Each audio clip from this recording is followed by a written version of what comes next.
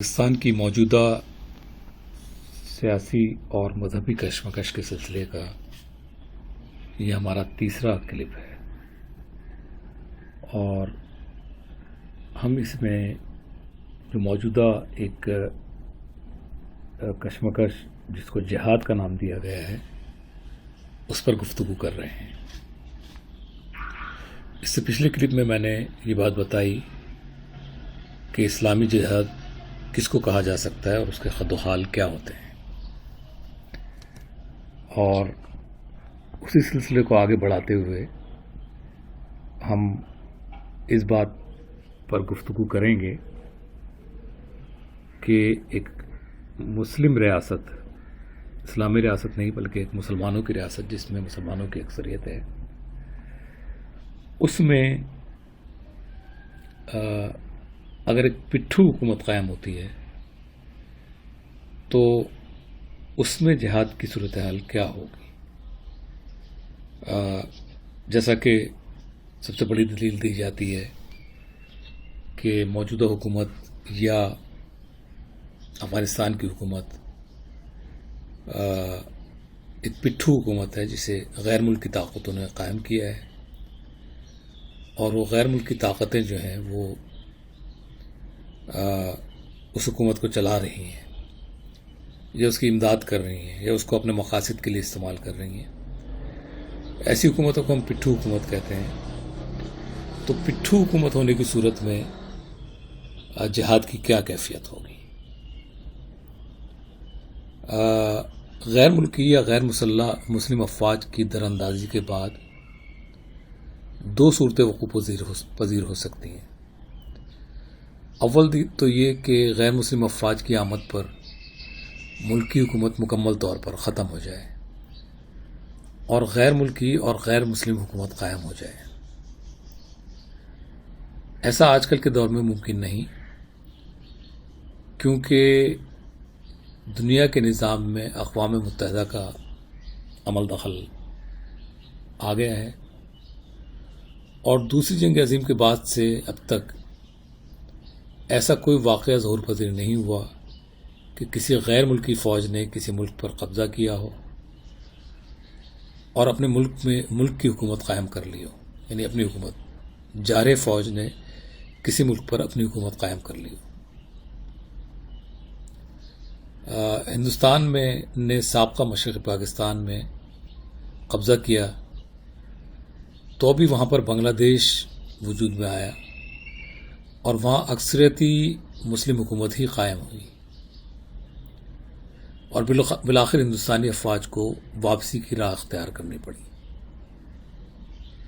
اسی طرح Saddam Hussein کے عراقی افواج نے کویت پر قبضہ کیا، لیکن بالآخر اس کو بھی کویت خالی کرنا پڑا۔ کوئی غیر ملکی فوج خواہ مسلم ملک کی ہو یا غیر مسلم ملک کی، آج کے دور میں کسی دوسرے ملک پر قبضہ نہیں کر سکتی۔ ایک ہی ملک کی تقسیم کے واقعات میں بوسنیا اور کوسوو کی مثال شامل ہے۔ یوگوسلاویا کی تقسیم کے موقع پر بوسنیا کے مسلمانوں نے اپنی آزادی کا اعلان کیا اور بالآخر وہ اپنی آزادی حاصل کرنے میں کامیاب ہو گئے، اور مسلمان ممالک کی اخلاقی حمایت اور اقوام متحدہ کی قراردادوں نے انہیں آزادی کی منزل سے ہمکنار کیا۔ البتہ کوسوو کی فوج کے خلاف ان کی جدوجہد اور قربانیاں عین جہاد تھیں، اور وہاں باقاعدہ حکومت کی غیر موجودگی میں ان لوگوں نے ایک تنظیم اور ایک متفقہ قیادت کے باعث کیا۔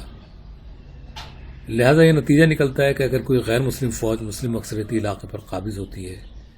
تو وہاں کے عوام کو اپنی ایک متفقہ قیادت کو وجود میں لانا ہوگا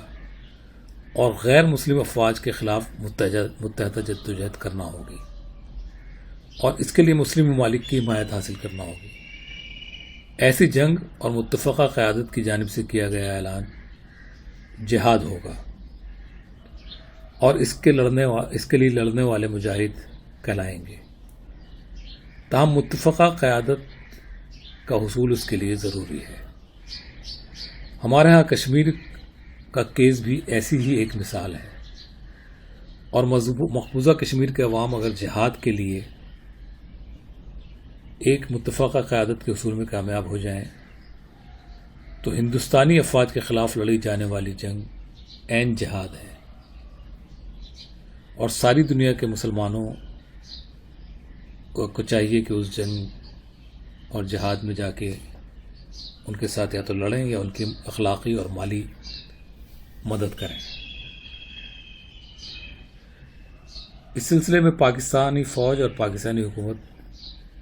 دونوں کو بھی اس جنگ کی اخلاقی اور مالی نیز ہتھیاروں کے ذریعے مدد کرنی چاہیے، کیونکہ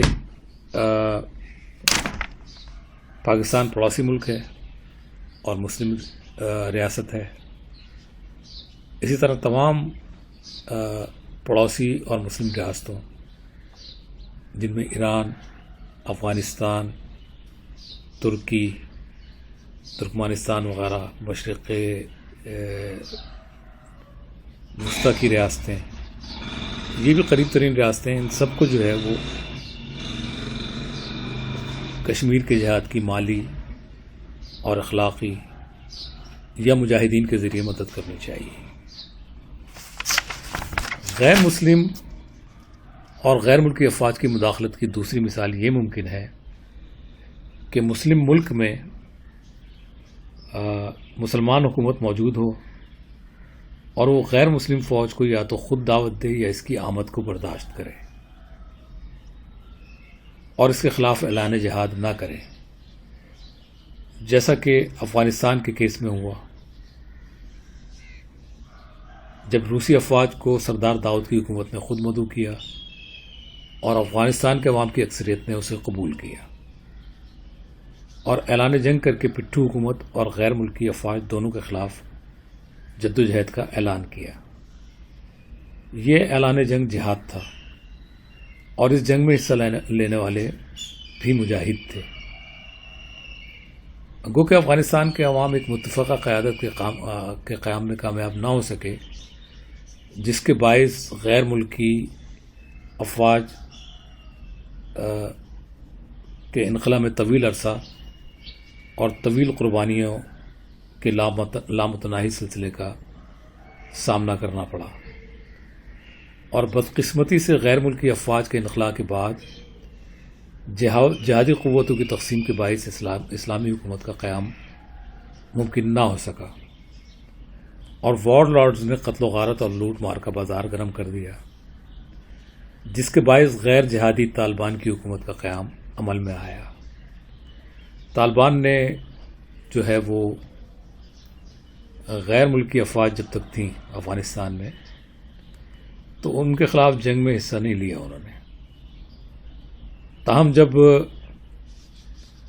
مسلمانوں کی حکومت قائم ہو گئی قلب الدین حکمت یار کی اور استاد ربانی کی، تو اس وقت جو ہے ان کا وجود، جیسا کہ اب یہ ظاہر ہوتا ہے کچھ بیرونی قوتوں کی ایما پر پاکستان کی کچھ سیاسی قوتوں جیسے جنرل بابر ریٹائرڈ کے ذریعے پیپلز پارٹی کی حکومت بے نظیر بھٹو نے کروایا، تو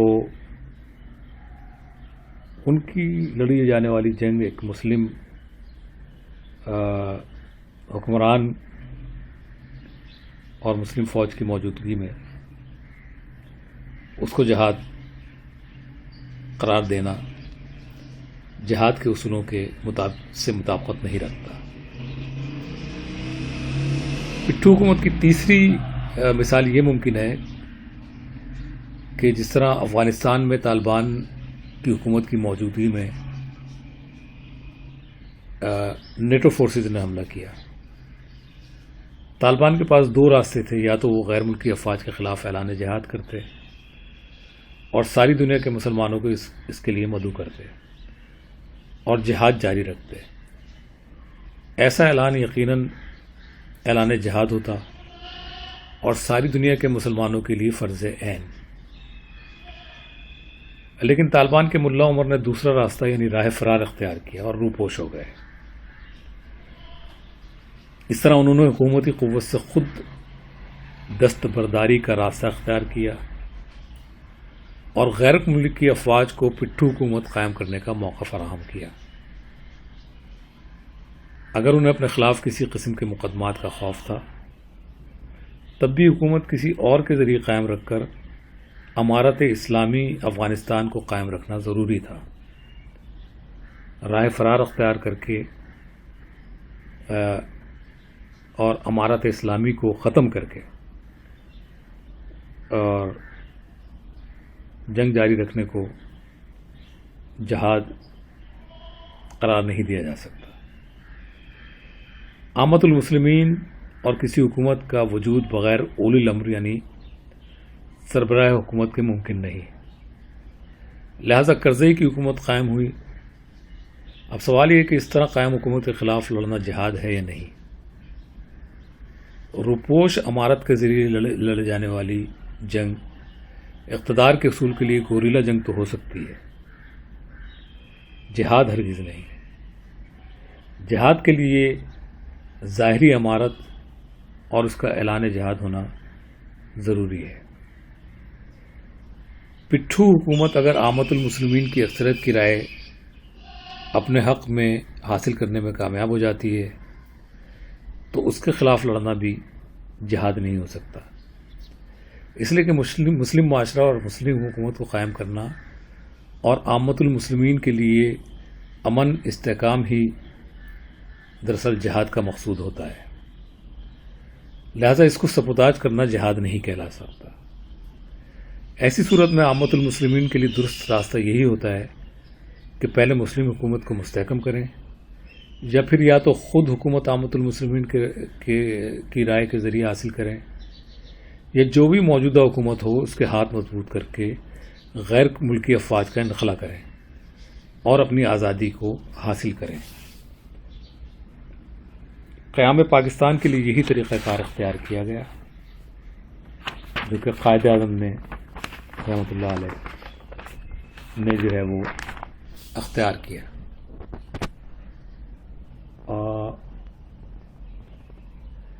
اور انہوں نے مسلمانوں کے لیے اسلامی ملک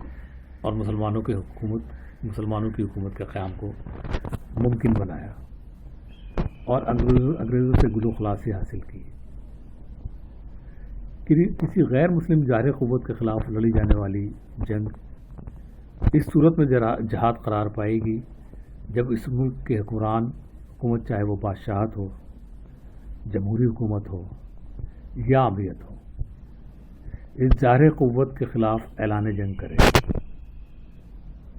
ایسی صورت میں اس ملک کی باقاعدہ افواج اور عوام میں سے صاحب جنگ لوگ عملی جہاد میں حصہ لینے کے پابند ہوں گے اور دیگر لوگ اپنے مالوں اور دیگر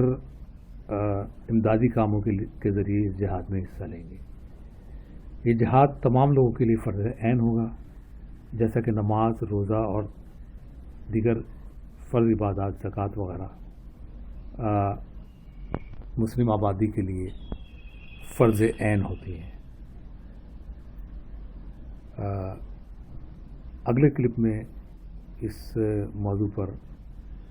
مزید روشنی ڈالی جائے گی۔